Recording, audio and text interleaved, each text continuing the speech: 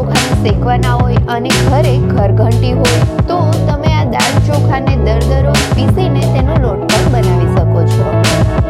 પણ આપણે મિક્સરમાં પીસીને તેનો લોટ તૈયાર કરવાના છીએ, એટલે આ દાળ ચોખાને થોડી વાર માટે શેકી લઈશું. 3 થી 4 મિનિટ શેકાયા પછી અહીં જોઈ શકાય છે કે ચોખાનો કલર ચેન્જ થઈને પ્રોપર વ્હાઇટ કલરના થઈ ગયા છે. તો હવે ગેસની ફ્લેમ બંધ કરીને દાળ ચોખાને ઠંડા થવા દઈશું. દાળ ચોખા ઠંડા પડે એટલે તેમાં અડધા કપ જેટલા ચોખાના પૌવા એડ કરીશું. ચોખાના પૌવાને સરસ રીતે મિક્સ કરી લઈ આ બધી જ વસ્તુને મિક્સર જારમાં ટ્રાન્સફર કરી લઈશું. હવે આ બધી જ વસ્તુને પીસીને તેનો થોડો દરદરો રહે એ રીતનો લોટ તૈયાર કરીશું. અહીંયા જોઈ શકાય છે કે દાળ ચોખા સરસ રીતે પીસાઈ ગયા છે અને આ લોટ ઝીણો પણ નથી અને વધારે જાડો પણ નથી, થોડો એવો દરદરો લોટ તૈયાર થયો છે. આ તૈયાર કરેલા લોટને તમે એર કન્ટેનરમાં 3 થી 4 મહિના માટે સ્ટોર કરી શકો છો. હવે આ તૈયાર કરેલા લોટમાંથી 1 કપ લોટ વડા કરવા માટે એક બાઉલમાં લઈ લઈશું. હવે તેમાં અડધી ટીસ્પૂન હળદર અને અડધો કપ મોળું દહીં ઉમેરીશું. મોળાની જગ્યાએ જો દહીં ખાટું હોય તો અડધા કપની જગ્યાએ 1/4 કપ જ દહીં ઉમેરવું અને બાકીનું પાણી ઉમેરવું. કેમ કે જો દહીં ખાટું હશે તો ફર્મેન્ટેશન વખતે તેમાં હજી વધારે ખટાશ આવશે અને જે વડા તૈયાર કરીશું તે પણ ખાટા બનશે. લોટમાં દહીં ઉમેર્યા પછી પણ હજી લોટ કોરો લાગે છે તો તેમાં થોડું કરીને 1/4 કપ જેટલું પાણી ઉમેરીને તેને લોટમાં સરસ રીતે મિક્સ કરી દઈશું. અહીં આપણે કોઈ બેટર તૈયાર નથી કરવાનો, બધો લોટ સરસ રીતે પલળી જાય એ રીતે દહીં અને પાણી ઉમેરવાનું છે. અહીંયા જોઈ શકાય છે કે બધો જ લોટ સરસ રીતે પલળી ગયો છે. તો હવે આ લોટને થપથપાવીને બાઉલમાં સરસથી સેટ કરી લેશું. હવે આ લોટમાં ફર્મેન્ટેશન માટે તેને 6 થી 8 કલાક માટે ઢાંકણ ઢાંકીને ગરમ જગ્યાએ રાખી દઈશું. 8 કલાક પછી ઢાંકણ ખોલીને જોઈએ તો જોઈ શકાય છે કે આ લોટ વડા બનાવવા માટે તૈયાર છે. તો સૌથી પહેલા આ લોટને ચમચી વડે સરસ રીતે મિક્સ કરી લેશું. ત્યારબાદ તેમાં બધા જ મસાલા એટલે કે અડધો કપ ઝીણી સમારેલી ધાણા ભાજી, 2 ટેબલસ્પૂન આદુ મરચાંની પેસ્ટ, સ્વાદ પ્રમાણે મીઠું, 1 ટીસ્પૂન લાલ મરચું પાવડર, 1 ટેબલસ્પૂન ધાણા જીરું પાવડર, 1 ટેબલસ્પૂન તલ અને લાસ્ટમાં વડાની ખટાશને મેન્ટેન કરવા માટે 1 ટેબલસ્પૂન ખાંડ ઉમેરીશું. અને હવે બધી જ વસ્તુને હાથ વડે સરસથી મસળી લઈ વડાનો લોટ તૈયાર કરીશું.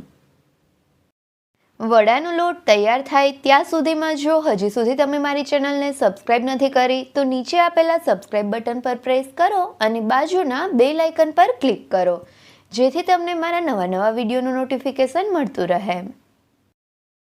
બધી જ વસ્તુને સરસથી મસળીને મિક્સ કર્યા પછી હવે જોઈ શકાય છે કે આપણો આ વડા બનાવવા માટેનો લોટ તૈયાર છે.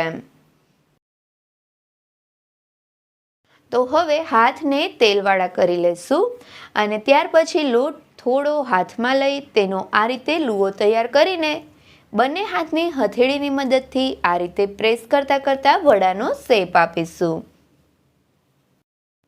આ રીતે વડાનો શેપ અપાઈ જાય એટલે તેમાં એક સાઈડ ઉપર તલ લગાવી દેશું અને ત્યાર પછી આ રીતે થપથપાવીને તલને વડામાં સેટ કરી લેશું. અને આપણું આ વડું તૈયાર થઈ ગયું છે તો તેને એક પ્લેટમાં રાખી દેશું અને બાકીના બધા જ વડાને આ રીતે શેપ આપીને તૈયાર કરીશું. બધા વડા તૈયાર થાય ત્યાં સુધીમાં બીજી સાઈડ તેલ ગરમ મૂકીશું. તેલ ગરમ થયું છે કે નહીં તે ચેક કરવા માટે પહેલાં થોડો લોટ તેલમાં નાખીશું. એ લોટ તેલની ઉપરની સપાટી ઉપર આવી જાય ત્યાર પછી તેલમાં જેટલા વડા સમાય એ રીતે એક પછી એક વડા ઉમેરીશું. વડા તેલમાં ઉમેરાયાની 1 થી 1.5 મિનિટ પછી ઝારા વડે આ વડાની સાઈડ ચેન્જ કરીશું. આ રીતે વડાની સાઈડ ચેન્જ કરતા વડા બંને સાઈડથી ગોલ્ડન બ્રાઉન કલર જેવા થવા લાગે ત્યાં સુધી તેને ફ્રાય કરીશું. અહીંયા વડાને લો ટુ મીડિયમ ફ્લેમ ઉપર જ ફ્રાય કરવાના છે, જેથી કરીને વડા પ્રોપર રીતે કૂક થાય અને મસ્ત ક્રિસ્પી બને. હવે જોઈ શકાય છે કે વડા મસ્ત ગોલ્ડન બ્રાઉન કલર જેવા થઈ ગયા છે. તો જારા વડે તેલમાંથી વડાને બહાર કાઢી લઈ વડામાંથી બધું જ તેલ નિતારીને તેને એક પ્લેટમાં ટેબલ પેપર રાખી તેના ઉપર કાઢી લેશું. અહીંયા મેં વડાને થોડા વધારે બ્રાઉનિશ જેવા થવા દીધા છે. આ રીતે વધારે બ્રાઉન થવાથી વડામાં બળેલો ટેસ્ટ નહીં આવે, પણ વડાની સેલ્ફ લાઈફ થોડી વધી જશે. તો હવે આ જ રીતે બાકીના બધા જ વડાને ફ્રાય કરીને તૈયાર કરી લેશું. તો આ શીતળા સાતમ માટે રાંધણ છઠના દિવસે જ આ ધાર વડા એટલે કે ખાટા વડા જરૂરથી બનાવજો. આ ખાટા વડાને એક વીક માટે તમે સ્ટોર કરી શકો છો. એટલા માટે જો તમે ફરવા જવાના હોય ત્યારે પણ આ વડાને બનાવીને સાથે લઈ જઈ શકો છો. આ ખાટા વડા ગરમ હોય કે પછી ઠંડા, તે ચા અને દહીં સાથે ખાવાની ખૂબ જ મજા પડે છે.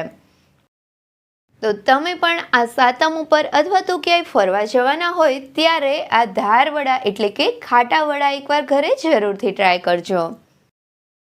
અને મને કમેન્ટ કરીને કહેજો કે તમને મારી રેસીપી કેવી લાગી. જો રેસીપી ગમે તો વિડીયોને લાઈક કરજો અને તમારા ફ્રેન્ડ સાથે શેર પણ કરજો. અને હા, મારી ચેનલને સબસ્ક્રાઈબ કરવાનું ભૂલતા નહીં. Thank you so much.